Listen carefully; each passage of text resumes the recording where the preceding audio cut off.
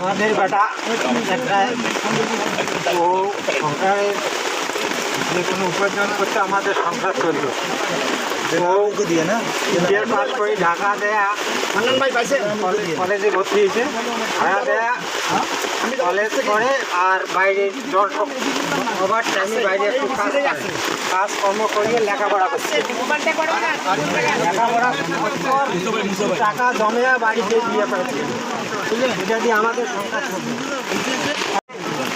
দেয়া বিনয় মেশিনের সাথে দেয়া সামনে ছিল দেয়া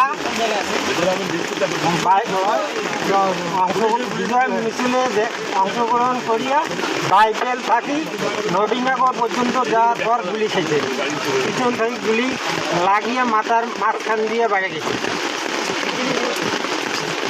আর আমার এই সংসার যে কীভাবে চালাবো এক আল্লাহ জানে। আমি তো প্রতিবন্ধী লোক, আমার তো কোনো কাজকর্ম করার মতো কোনো উপায় নাই। আমাদের মেয়ের বিয়েও দিছে, বেটায় বিয়ে দিয়ে গেছে, 1,30,000 টাকা ডিমেন্ড দিয়ে গেছে আর 80,000 টাকা ডিমেন্ড পায়। এই 80,000 টাকার জন্য আমার মেয়েকে আমার বাড়িতে দিয়ে গেছে।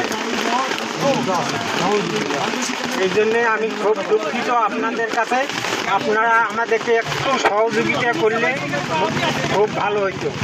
এমন কোনো টাড়ি বাড়ি বা নেতা চেয়ারম্যান মেম্বার আমাদেরকে এই 8 দিন যাবত কেউ খোঁজ নিল না। লোকলা কি খেয়া থাকলো, কি না খাইলো, কি করলো, কেমনভাবে চলতেছে এই ধরনের কেউ খোঁজ নিল না। কি খাইলাম না খাইলাম না উপবাস থাকলাম কেউ দেখতেও আসে নাই।